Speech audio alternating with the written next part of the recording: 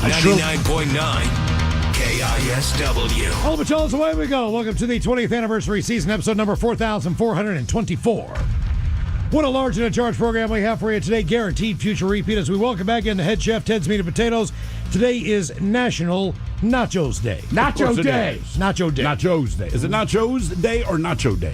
Technically, they're nachos. Right, so it should be National Nachos Day. Yes. If I eat one chip, you get an order of nachos. If I just eat one, that's just a nacho. That's a nacho. Yeah.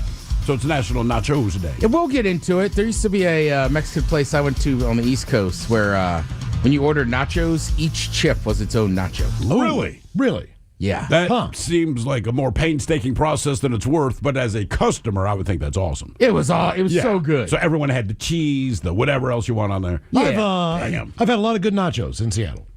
Have you? More so than any place I've probably ever lived, yes. Yes, I have. Oh, really? I don't know why I said Have it you? that way. I apologize. Oh, have you, Miles? I like nachos any way you slice them. I like Irish nachos. Sure. Yeah. Anytime you do a different version of what should be nachos. I like when they drop like pulled pork on there, man. Like, oh yeah, next level. Next level, man. Yeah, and I think nachos to be nachos, we'll get into it, need nacho chips, but I'm with you. You have the Irish nachos, which could be some type of French fry or house-made chip. Then you have tachos, which are tater tots covered in nacho stuff. Tachos are good. That's more of a fork kind of deal. Sure. Well, good news, Ted. I picked up some stuff at the grocery store so I can make my famous stoner nachos. I will say They're this. so famous, we're just hearing about it now. Yeah, Yes. You're very excited about nachos Day. He was like, dude, Ted, I got you covered, head chef. Look, here's the thing. If I'm at home, obviously I put these bad boys in the oven. Sure. So they're not going to be as good as they normally are. No, don't try to backsell it now, man. These are your famous stoner This nachos. is not how I would make them, but I'm making do with what we have. We have a very small air fryer. We would only get one chip if I did it in that way. So I'm going to do the throw only once one chip. The microwave version. I'm just here for a nacho. And dessert, by the way, just so you guys will understand my love of bananas. Okay. So we've got nachos. That weird little Japanese sandwich looks good. Does it? Yes. It just Castle looks- was sitting there talking to us, and I was turning around and went, hey, Miles, did you bring that sandwich? He goes, yeah, why? And I go, I can tell it's Japanese. There's no crust. It looks fluffy and good. Mm-hmm. It looks odd. We'll find out. It includes bananas, but it's a dessert-type sandwich. So remember I was saying I like things that are banana. I know you like banana. If it's a dessert, you want banana. Well, Kayla, the promotion director, brought it in. She's like, I was at the store this morning, and I saw the sandwich. And I'm like, you are the best. That is awesome. I love it. And the only person I thought of was I love you. That's awesome. So we're going to try that, too. By the way. Oh, it's in the free area. I already ate it. You did? No. Well, then you ate all the nacho stuff I brought, too. I brought guacamole. I brought San Juan salsa. I was unresponsible with the dipping, Mike. I ate all the nachos. I put it in there just to test you. Yeah, and every single thing. You probably already dipped your finger into guacamole. I know you. There'll be a big thumbprint out of it or something. Yeah, a little spoonful. I know you picked everything up and looked at it, read the labels. Well, I got to see what kind of brands we got in there. Yeah, see, I knew that was going to happen. You're the refrigerator inspector. I am a bit of a refrigerator cop. Yes. Well, I just enjoy it. I know. First time I opened my fridge, we're living in Belltown, Ted comes over. All I did was open my fridge to grab something. What kind of mustard is that, man? And then Ted is in my fridge. Like, and what is this? And what is this? What do you use this for? This looks pretty good. I would never eat that. It's just like, just let him go. Just let him go, man. Truly, it's like the refrigerator inspector. Well, it's the head chef. You're never off duty. I guess not, man. You'll have to cook. I'll take care of the stoner nachos. All right. Stoner nachos. In celebration of a national... I got a couple edibles in the bag if you need them. Nachos Day. I might need those for later, actually. That's coming up for you at 4:30. And today is the day we play the game known as Big Dummy. It's an easy game to play. We'll spin the category wheel. You're either playing for Team Sober or Team Not Sober. And we have a two-way tie for the biggest dummy. That would be Danny and Melody. Each of them took 11 to get one right. And as we do when we play Big Dummy, we like to do a little men's room poll for you. The last time it was Halloween, so it wasn't really the coolest costume. It's available. More ones that are not necessarily shameful or embarrassing, but exactly that. But not your more popular characters.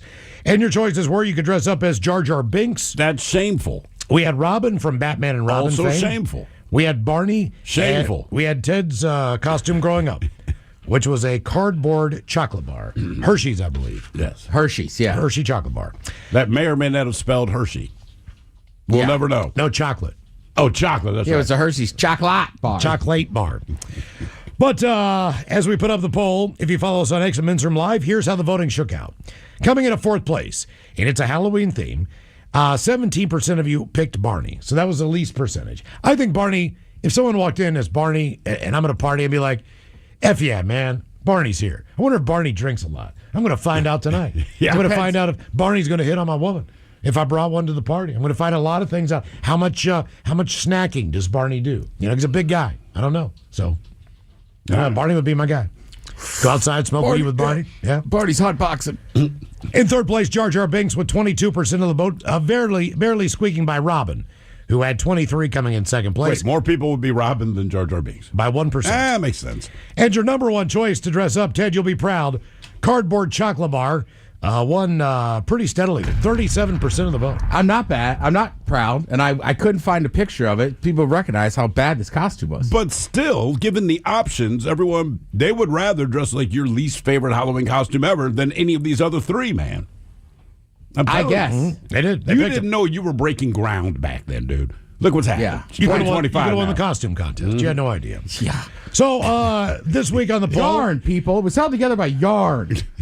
This week on the poll, we're gonna talk about some food items. You're gonna each one of these items you're gonna get free for life. For life. You still go to the grocery store. You're still going to pay for everything else. But if you want some free stuff, you have one of 4 options. And we start with frozen burritos. As Ted, you said, the inventor of the frozen burrito passed away at the age of 88 years old. That damn shame. Think he was cryogenically frozen? They do take a long time to heat. That's one thing about frozen burrito. He was, unlike the frozen burrito, he was cold on the outside, warm in the middle. Yeah, he was the exact opposite of a frozen burrito. Dwayne Roberts, the California entrepreneur, credited with inventing the world's first frozen burrito, has died. He was 88 years old. His widow, Kelly Roberts, said he passed away peacefully in his sleep on Saturday while surrounded by family. I feel so blessed to have shared 35 wonderful years of marriage with Dwayne, she wrote on cheap Facebook. hot sauce. Born and raised in Riverside, California, Robert started working in the family business Butcher Boy Food Products when he was 19. In 1956, he came up and created the first frozen burrito, turning the Mexican food staple into a mass market item that could be stored, shipped, and sold nationwide. Guess what he never did once he invented this thing? Made any money off of it. He never patented the idea. So made no money off of it. Yeah, the product actually helped transform the frozen food industry. Yeah. And introduced a now ubiquitous item to grocery store aisles. Ubiquitous? Ubiquitous. Thank you. It's an easy word, dude. It really is. Till you look down and try to read it. So his innovation, although he never patented the idea, made him a fortune as Butcher Boy grew to generate $80 million in annual sales. In what year was this? This was 1956. So that would be, if they made $80 million in 50, that'd probably be what, like $400 million now, somewhere around that? In the 50s, how many frozen burritos did the plant produce per day? 1 million. 1 million. Damn. 1 million burritos a day. He then sold the business in 1980. By then, the frozen burrito had become a staple of American freezers, a quick, cheap meal that bridged cultural and culinary traditions across decades. There you go. As far as frozen foods go, I feel like that's the one that lasts the longest. In your freezer? Well, no, just between age groups. Oh, like at any age, you will go back and eat a frozen burrito. I think you're even correct. to this day, for some reason, sometimes you're just walking through and it's like, maybe I should get some frozen burritos. I'm not above it. Yeah. What kind do you get? Do you get chicken? Do you get beef, pork? Do you get bean? What is your staple? I usually get beef and bean and cheese. Bean and cheese. Huh? Okay. Seems like the basic. simplest, easy. I'd like a little meat in mine. So number one, frozen burritos, free for life. You can get those. You can get a big old box of them. And stick them in your that's freezer. all burritos. Yes, frozen burritos. So breakfast burritos? If it's frozen. All right, that's what I have in my freezer. Next up on the list, we go Hamburger Helper, as their sales have skyrocketed as Americans try to stretch their food dollars. In the 1970s, they say Hamburger Helper became a staple of American dinner tables as families strained by inflation and soaring beef prices. They looked to turn a pound of ground beef, which was cheap then, into an entire meal.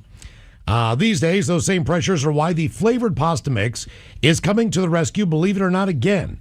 While most food companies are seeing declines in consumer demand for their products, sales of Hamburger Helper shot up 15% this year alone. Damn. Getting an extra bump from its appearance in the episode of The Bear in June, according to the company, Eagle Foods. And it's not just Hamburger Helper. Sales of foods commonly purchased by consumers when times get tough are on the rise. Purchases of rice are up. Distressed shoppers also buying more cans of tuna, salmon, sardines, beans. Boxes of macaroni and cheese are also strong, based on the data. Now, originally, Hamburger Helper came in 5 flavors. Beef noodle. I remember that one. Rice Oriental, I remember that. When which you they still said probably Oriental. changed the name, but you can still say it in that context. Yeah, because we want to say, what is it, ramen noodles? Sure. Oriental flavor. Right? Chili tomato, some of the ones. Beef noodle, you recall, more like a beef stroganoff, so to speak. Sort of. Yeah, many of the original flavors have been, they say, discontinued or updated. The brand's appeal grew over years as the number of flavors expanded to as many as 50, including tuna helper, cheeseburger macaroni. Cheeseburger one was good. All kinds of different things. The quick and easy dish that was easy to prepare. And they say the food also quickly became part of American pop culture. Its mascot, Lefty, a puffy white glove with a face on its palm, appeared in television commercials. In 1983's, as they say, comedy National Lampoon's Vacation, the financially struggling character of Cousin Eddie, played by Randy Quaid, said while grilling burgers made entirely of hamburger helper during a barbecue, "I don't know why they call this stuff hamburger helper, Clark. It does just fine by itself." So hamburger helper. Real tomato ketchup, Eddie? Yeah, nothing but the best. So hamburger helper is choice number 2 on the list. When's the last time you ate some hamburger helper? It's been since I lived in Ballard, I'm with you. because they had hamburger helper at the 7-Eleven, and sometimes I would just go up there, buy like some macaroni and cheese, and hamburger helper, whatever, one pan, and like Cousin Eddie, I didn't use beef. I just used the hamburger. When I was living in Belltown, I made a pan one Monday night for Monday Night Football. My buddy came down the hall and he's like, "What are you eating, hamburger helper?" He ate like the whole goddamn thing. Of course he did. Yeah, because like I made it thinking like I'll eat this for a couple days. Yeah, no, you won't. I mean, it's been a dozen years, but I remember it still being good. That's right. Now, third on the list, as far as cheap foods, in these tough times, TV dinners. You could get a lifetime supply of free TV dinners. And there is a lot of TV dinners. They have upped their game for sure, man. Yes. Right, that's a lot of variety. And finally on the list, canned soup. Last time we put canned soup in the poll, it was amazing how many people went to the soup well. And have very strong opinions of it, man. That's right. And There's a lot of big time soup out there. And there's also some higher end brands. Sure. The Progressos of the world, or whatever the equivalent of that is, with What about the chunky stuff from Campbell's? I mean, there's like sirloin this and chicken.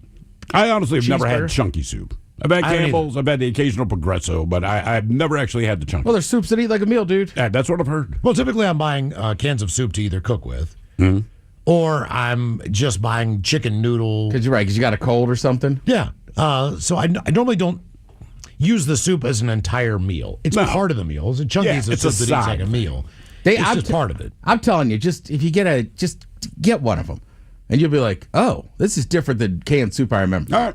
I'll try it. I sure hope you're right on that one.